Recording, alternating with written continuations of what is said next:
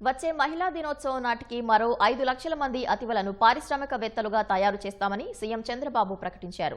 డ్వాక్రా సంఘాలకు ఎంత రుణం కావాలన్నా ఇప్పిస్తామన్న చంద్రబాబు వాటిని సద్వినియోగం చేసుకోవాలని సూచించారు. డ్వాక్రా మహిళలు తయారు చేసిన ఉత్పత్తులను స్వయం బ్రాండ్ కింద ప్రపంచమంతా విక్రయిస్తామని చెప్పారు. భవిష్యత్తులో ప్రభుత్వ పథకాలు పెద్ద కుటుంబాలకే అందేలా చేస్తామన్న సీఎం చిన్న కుటుంబాలకు ప్రాధాన్యత తగ్గిస్తామన్నారు.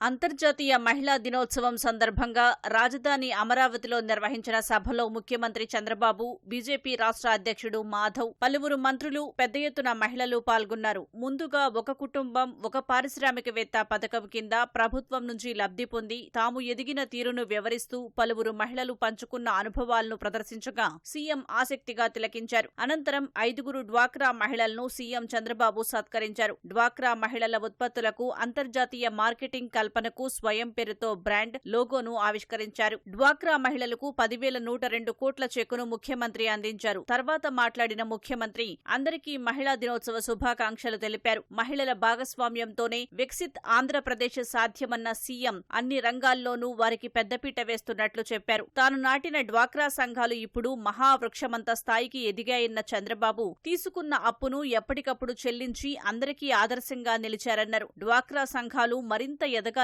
ఆయన అందుకు ఎంత రుణం కావాలన్నా ఇస్తామన్నారు. మీకు డబ్బుల కొరత లేదు. ఇప్పటికే 21,000 కోట్ల రూపాయలు మీ డబ్బులు కార్పస్ ఫండ్ మీ దగ్గర ఉంది. 30,000 కోట్ల రూపాయలు అప్పులు కావాలంటే ఇచ్చారు. 30,000 కాదు, లక్షల కోట్ల రూపాయలు అప్పిచ్చే బాధ్యత నాది. దాన్ని సద్వినియోగం చేసుకునే బాధ్యత మీది.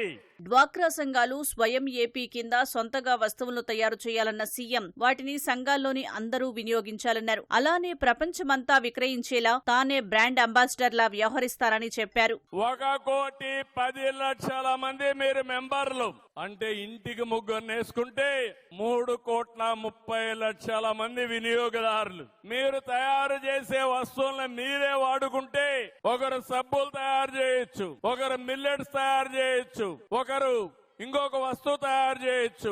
మీరు ఇది చూసిన తర్వాత బ్రాండ్ బాగుంటే ప్రపంచం అంతా మన దగ్గరకు వస్తుంది. ఈ రోజు స్వయం బ్రాండ్ ని గ్లోబల్ బ్రాండ్ గా తయారు చేసే బాధ్యత నాదని మా ఆడబిడ్డలందరికీ హామీ ఇస్తున్నా. అంటే మళ్ళా నాణ్యతలో ఎక్కడ కూడా రాజీ పడకూడదు. దానికి కావలసినటువంటి అన్ని మీకు ఇప్పించే బాధ్యత నాది. మీ ఊర్లోనే మీరు కూర్చొని బ్రహ్మాండమైన వస్తువులు తయారు చేసే బాధ్యత మీది. దాన్ని ప్రపంచం మొత్తం అమ్మించే బాధ్యత ఈ కూటమి ప్రభుత్వం తీసుకుంటామని మరొక్కసారి హామీ ఇస్తున్నా. దేశంలో ప్రపంచంలో ఆంధ్రప్రదేశ్ మహిళకి ప్రత్యేకమైన గుర్తింపు తెచ్చే బాధ్యత నాది. దానికి సహకరించే బాధ్యత మీది. గత ఏడాది 1,00,000 మంది పారిశ్రామికవేత్తలను తయారు చేయాలని పెట్టుకున్న లక్ష్యాన్ని చేరుకున్నామన్న చంద్రబాబు వచ్చే మహిళా దినోత్సవం నాటికి మరో 5 లక్షల మందిని తయారు చేస్తామని చెప్పారు.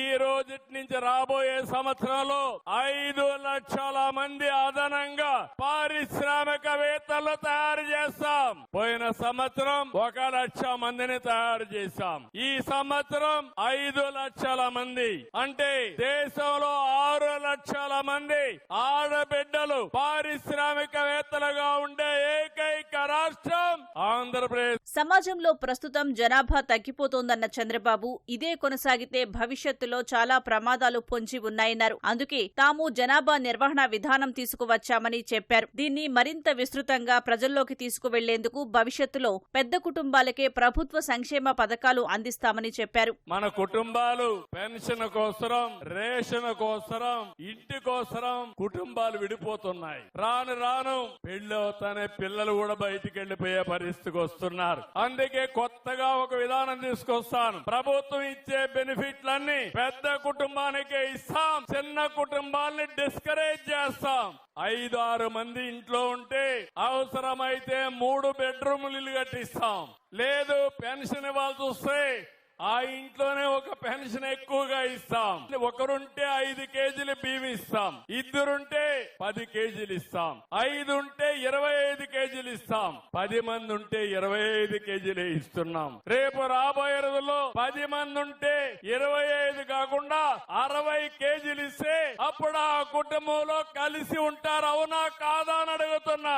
మహిళల భద్రత తమకు ప్రథమ ప్రాధాన్యమన్న చంద్రబాబు అతివల జోలికి వస్తే వారికి అదే చివరి రోజు అవుతుందని హెచ్చరించారు.